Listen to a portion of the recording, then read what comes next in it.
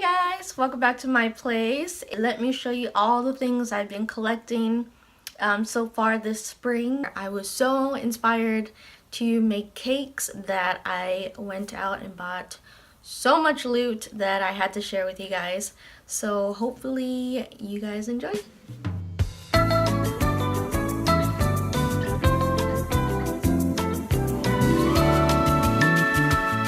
So let's start off with pans. I don't normally bake cakes, so I didn't really have a large collection of pans to work with. And of course, like I said, I wanted to make cakes. I bought a cake cookbook specifically for cakes, but I noticed that I didn't have the right pan for it. So I had to go out and buy some pans. But I did order these on Amazon, so I didn't really go out for these. And the one I'm talking about is this 6-inch Fat Daddio round cake pan. And I bought 3 of these, so I can make the 3-layer cakes. And I've used them a couple of times already, and I gotta say, they're pretty awesome. And look, they don't stain at all. I've used this at least 3 times and they look like they're still new. I love it. Okay, so my next pan is a Nordic Ware Angel food cake pan. I was gonna call it a bundt pan, but it's not really considered a bundt pan because it doesn't have a design or anything. It's just flat. So basically I can use this to make angel food cakes or coffee cakes, round coffee cakes. And oh, it feels so nice. This is like the platinum collection, so it's supposed to be nicer quality than their other products. And yeah, it's actually a really good weight. I love that it has handles, so it's much easier to take it out of the oven. And I just think it's beautiful. I mean, I know it's a pan, but I can just imagine how nice and smooth and golden cakes are gonna come out of this. I haven't used it yet, but I'm really excited to try a recipe that I saw in one of my baking magazines. So yeah, can't wait to use this boy. And then I decided that I did need some basic cake pans that I didn't have any sizes of. So I went to Williams-sonoma and I bought 2 cake pans, square. So this is an 8x8 and this is a 1-pound loaf pan. And surprisingly enough, I didn't have either of these pans. So this is my first one. And I really love these. These aren't even the gold collection. This is their, I think their traditional American collection or something like that. I'll leave it in the description to tell you exactly what they're called. But this is their everyday collection. So it is a lot cheaper than their Gold Touch. And honestly, I think it's just great quality. I mean, it doesn't really matter if it's the Gold Touch or not. I think these are amazing. I have used the brownie pan. I used this guy to make some brownies, and yeah, it was perfect. It worked amazing. I love the weight of these. They feel so sturdy, and yeah, I think these were just a great buy. I can't believe I didn't own an 8x8 square pan.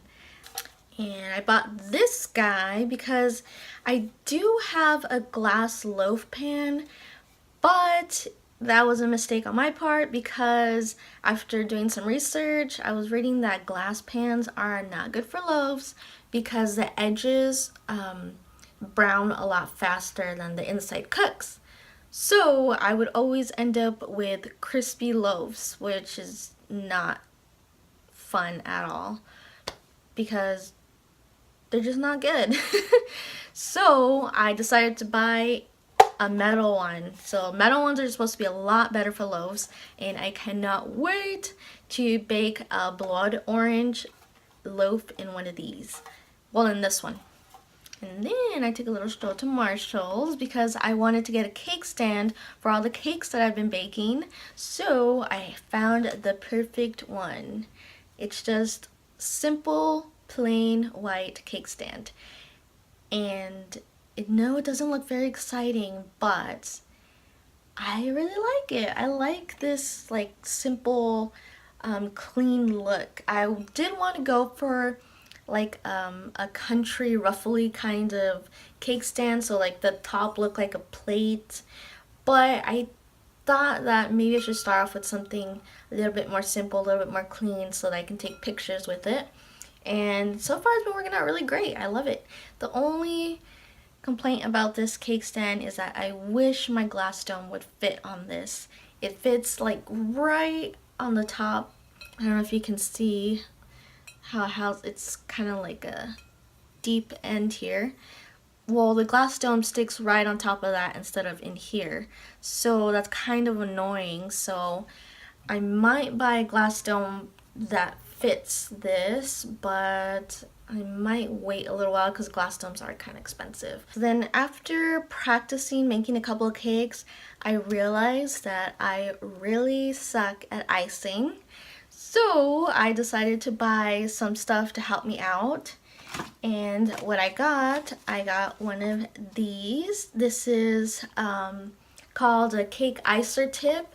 So as you can see, this tip is humongous. So as you can see in the little picture, you use this tip so that you can ice the entire side of the cake. So it's supposed to be wide enough so that you can do that. And it's actually an even layer, because whenever I ice a cake, it's like this thin little layer some places and thicker in other places, and it's so annoying. It kind of bothers me because I'm a little bit OCD about that stuff. I like all my things to look very uniform, which is obviously not realistic all the time, right?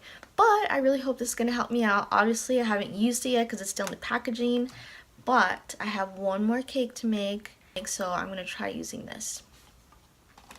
And then also I bought a bigger spatula, because the spatula I've been using to ice my cakes is a tiny offset spatula that's more for like cupcakes. So I bought this big straight one. It's not offset, so I think it's going to help me a little bit more with my smoothing the icing on the sides. And this is an 11-inch by Wilton, and I bought these two guys at Michael's. So I bought those at Michael's, and then I also bought some of these food paint brushes because there's a cake that I want to make, and the decoration on it has some candied or like sugar crystallized edible flowers. So I needed some paint brushes so that I could do that, so I can make these edible flower sugar decorations. And it's pretty cool. It came with a pack of 5. I was just expecting to buy 1, but I got 5, so let's see what I use all the other ones for. I'll probably use the rest for sugar cookies, like for with royal icing. I can like paint designs on the royal icing. I think that would be pretty cool to use these for, but I'll probably wait until Christmas time to do that. And moving on to ingredients, I bought some gel food colorings in pastels because I wanted to make some swirly pastel cupcakes. I figured that I needed some pastels in my food coloring collection, so I grabbed these at Target, and they're pretty cheap. I was kind of surprised. They're about $2, maybe $3, and they weren't even on sale. So I'm wondering if these are anything like the other gel food colorings that I have from Wilton that come in those little pots. I'm guessing not, but I don't know. But yeah, I'll test them out and see how it turns out. I've been really obsessed with everything rose flavored, so I thought I had to buy some rose water because I want to make something rose flavored. I want to bake something with this. I just don't know what, but I bought it just in case inspiration struck. So I'm ready for when I find that recipe that requires rose water. Got it. This is gonna go in my pantry. I hope it lasts a while because I don't know when I'm gonna use this, but I want to use this. I'm really excited about this. And speaking of rose flavored and flowers, here are some edible flowers that I bought. They are so pretty. Look at them. I bought these maybe almost a week ago. No, actually like 4 days ago. So they're still looking good. So I need to quickly get these crystallized in sugar so that hopefully they last a little longer and I can make that cake I was telling you guys about. But yeah, look how pretty they are. I was surprised how much they cost. I really thought they were going to be like $5 to $6 for a pack like this, but they were $3, and I bought these at Whole Foods.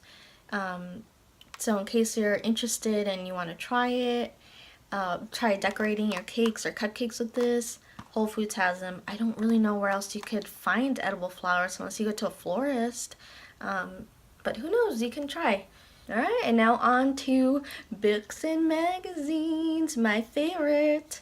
So, I guess I'll start off with cookbooks since I always buy magazines, and it's pretty rare for me to buy cookbooks because I really want special baking ones. I just want it all to be about baking, and also it has to be somewhat simple.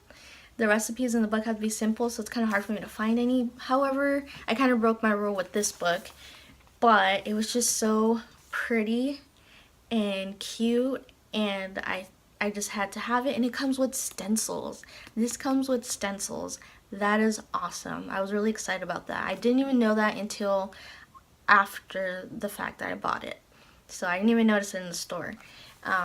But these are very fancy layer cakes, and I aspire to make one of these. So I haven't tried one yet, but I want to.